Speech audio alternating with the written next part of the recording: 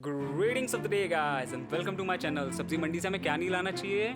गंदे आलू। सही पकड़े हैं। मैं कहाँ था? क्यों था?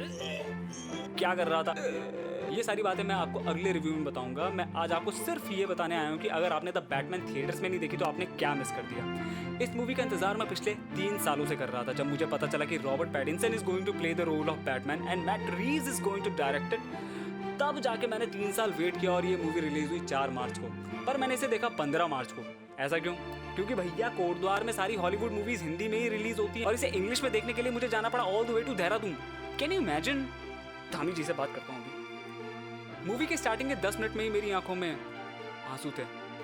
गम के नहीं, एक्साइटमेंट के, क्योंकि 3 साल से जो मेरी एक्सपेक्टेशन थी वो यहाँ पहुंच चुकी थी, but the movie was on this level. तो ऐसा क्या था इस मूवी में कि ब्रैड पिट के फैन बन गए, रॉबर्ट पैटिंसन के फैन, सुपरमैन के फैन बन गए, बैटमैन के फैन और मार्वल के फैन बन गए, डीसी के फैन और ब्लैक विडो के फैन बन गए, कैट वुमन के फैन।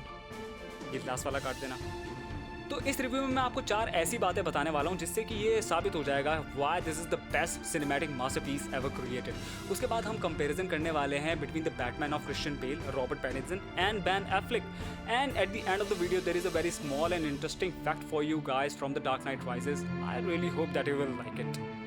पहली चीज तो ये मूवी अभी तक की मोस्ट कॉमिक एक्यूरेटेड मूवी बताई जा रही है। और अब आप ये पूछोगे कि कॉमिक एक्यूरेसी का मतलब क्या है, तो इसका मतलब है कि जिस कॉमिक बुक को पढ़ के या जिस एनिमेटेड सीरीज को देख के मैं किसी सुपर हीरो का फैन बनाऊं, मैं चाहता हूं कि उसकी वैसी ही इमेज मुझे लाइव एक्शन मूवी में भी देखने को मिले।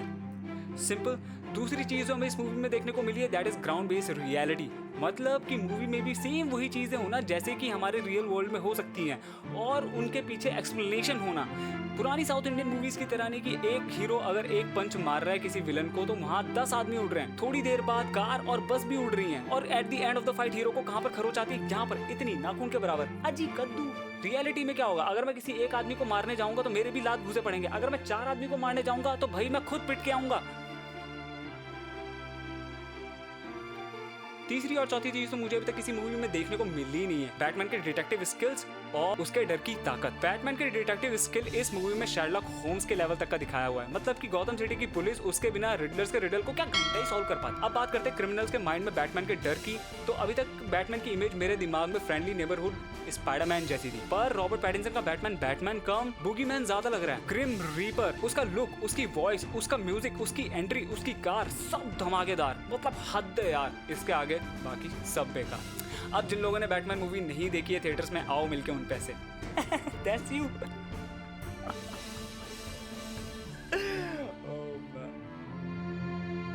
बिल्कुल ऐसी हंस रहा था मैं बैटमैन मूवी की एंडिंग में। अब जिन लोगों ने बैटमैन मूवी देखी है उनको तो पता होगा क्यों, और जिन लोगों ने बैटमैन मूवी नहीं देखी आप मुझे पागल समझ लो।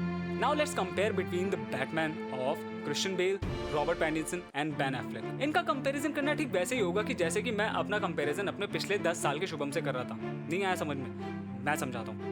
माना कि रॉबर्ट पैटिंसन का बैटमैन है 20 साल का, क्रिश्चियन बेल का है 30 साल का और बैन एफ्लेक का है 40 साल का। रॉबर्ट पैटिंसन के बैटमैन को बैटमैन बने हुए अभी सिर्फ 2 ही साल हुए हैं। ना तो उसकी लव लाइफ सॉर्टेड है, ना ही सोशल लाइफ है, ना ही उसे पता है अपने बिजनेस का। उसके पास अभी अपग्रेडेड गैजेट्स भी नहीं है क्योंकि वो अभी अपने नए गैजेट्स जो हैं उसके बनाए हुए वही देख रहा है, वही ट्राई कर रहा है। वो काफी ज्यादा अभी बिखरा हुआ है, खूंखार है। अभी वो कंफ्यूज है कि उसे बैटमैन बने रहना चाहिए, ब्रूस वेन बने रहना चाहिए। He is kind of figuring it out while talking about the Batman of Christian Bale. He has already figured out how to play Batman and Bruce Wayne. उसकी social life, love life, financial life तीनों ही सही चल रही हैं और अब तो उसके पास नए और कूल गैजेट्स भी है, like Batmobile and flying bat. Now let's talk about Batman of ban Affleck. इस बैटमैन को बैटमैन खेलते खेलते 20 साल हो चुके हैं and he has become the master of it. Love life की बात करें तो अब तो उसको टाको वंडर वुमन से भिड़ गया है। सोशल लाइफ की बात करें तो उसके friends are members of Justice League like Superman and Aquaman. And now he has got the most cool and upgraded gadgets like enormous and huge. और जहां तक बात रही उसके बिजनेस की तो he buys banks like this.